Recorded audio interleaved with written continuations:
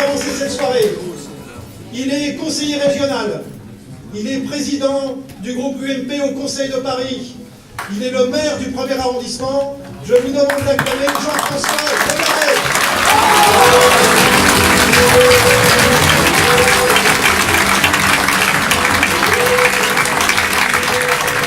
C'est un plaisir de vous voir nombreux, mobilisés. Vous avez envie de gagner la bataille de Paris avec Nathalie Kosciusko-Morizet. Vous avez envie de gagner la bataille du 12e avec Valérie Montandon et toute son équipe. Je vais vous faire une confidence. Vous ne le répéterez à personne. Mais les deux choses sont liées. Pour gagner Paris, il faut gagner le 12e arrondissement. C'est ce que vous avez compris, c'est ce que vous êtes en train de faire par votre mobilisation. Alors, le 12e arrondissement clé, je le connais. D'ailleurs, il y a quelques mois, j'avais installé ma permanence, certains d'entre vous s'en souviennent, rue de Reuilly, grâce à l'amitié d'Alain Lemouzy. Je suis revenu inaugurer cette belle permanence avec toi, Valérie. Et je voudrais vous dire que Valérie déploie une énergie extraordinaire. Moi, j'ai beaucoup de plaisir à travailler avec elle, au groupe UMP, et je lui avais confié quelques responsabilités. Ce qui est curieux, c'est qu'à chaque fois qu'on demande à Valérie de faire quelque chose, elle le fait vite, bien, complètement. Je ne sais pas quand elle a le temps de se reposer, parce qu'elle est toujours sur la brèche, toujours là. Toujours dans le 12e, toujours à l'hôtel de ville en même temps. Voilà, elle a un don d'ubiquité et d'énergie. Je crois qu'on a besoin de cette énergie pour le 12e, mais il n'y a pas Valérie toute seule, il y a toute son équipe, il y a vous tous.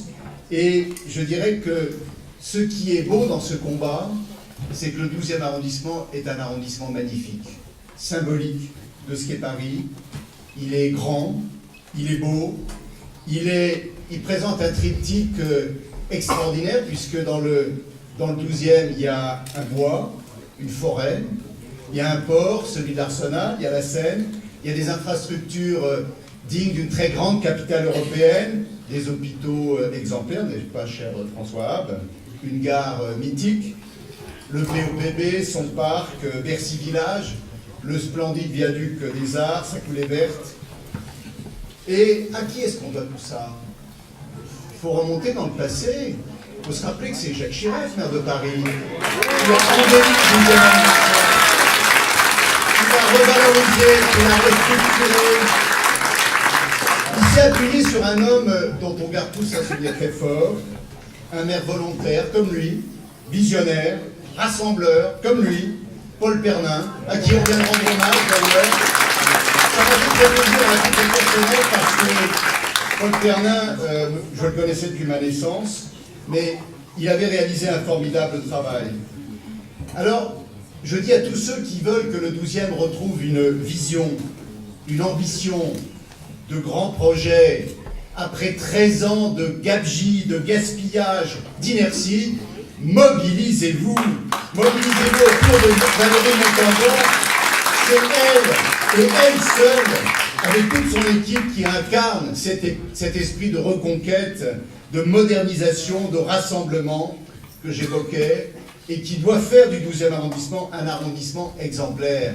Le phare de l'Est de la capitale. Pas une seule voix de l'on manquait à Valérie Montandon si on veut vraiment le changement dans le 12e et si on veut faire gagner Paris avec Nathalie Kosciusko-Morizet. Et vous le savez parce que vous y vivez, le 12e a trop souffert de la majorité sortante qui n'a pas investi utilement, qui n'a pas embelli l'arrondissement, qui l'a en réalité oublié, sauf pour faire régler aux contribuables parisiens la douloureuse addition de 13 années de mauvaise gestion. Au cours de ces deux mandatures, le tandem de la Noé Hidalgo a multiplié les nouveaux impôts, les nouvelles taxes, toutes les augmentations possibles et imaginables. La liste est trop longue pour que je la rappelle. Je voudrais rappeler la taxe foncière départementale qui touche tous les propriétaires. Il y a la taxe de séjour, la taxe locale d'équipement qui pénalise les entreprises et l'emploi, sans oublier toutes les participations familiales dans les équipements de la ville, des crèches aux cantines, en passant par les conservatoires, les centres d'animation, les équipements sportifs, toutes les cotisations familiales ont augmenté. C'est un matraquage systématique, dogmatique, ravageur, qui a porté atteinte au pouvoir d'achat de tous les Parisiens.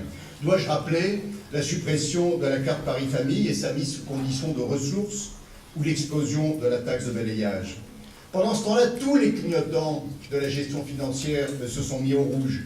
Une dette multipliée par 4, des subventions multipliées par 3, une masse salariale qui a gonflé de 14 000 emplois, un absentéisme qui coûte plus de 200 millions d'euros par an. Et tout ça sans aucune évaluation, sans aucun audit sur la gestion, malgré toutes nos demandes réitérées depuis 13 ans. Le contribuable parisien, il paye cher, très cher, il n'a pas le droit de savoir l'usage qui est fait de ses impôts.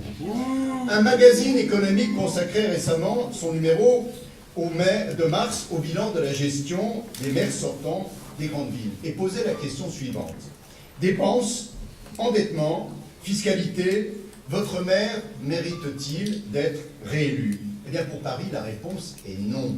Elle est clairement non.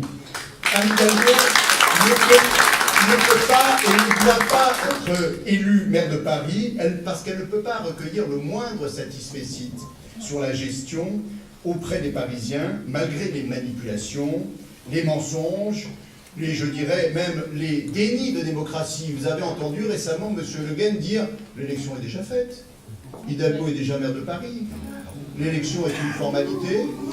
Et oui, c'est comme ça, c'est le rapproche de le rapproche de la démocratie, c'est le mépris total de la démocratie des Parisiens, c'est l'arrogance, c'est le fait que les élections sont considérées comme déjà faites. Eh bien, ces élections, elles ne sont pas faites tout simplement parce que c'est vous qui allez les faire. Elles dépendent de votre capacité, et je sais que cette capacité est très grande, à mobiliser chaque jour davantage, à expliquer, arguments à l'appui, et vous en disposer, qu'il s'agisse du bilan désastreux de la Noël Hidalgo, ou plus positivement du programme sérieux, crédible, innovant, concret, qui est le vôtre, le nôtre pour le 12e avec Valérie Montandon, le nôtre, c'est Paris, un projet fort, une vraie vision pour la capitale, parce que Nathalie, tu es une candidate courageuse, une candidate d'avenir, talentueuse, imaginative, qui incarne Paris et ses défis nationaux, européens. Oui, pas bien besoin de toi, Nathalie. Notre région capitale a besoin de toi, Valérie Pécresse, pour refaire de l'Île-de-France une grande région dynamique, créatrice d'emplois, bien gérée et attractive. Voilà, chers amis, le défi qui vous reste à relever. Je sais que vous en êtes capables.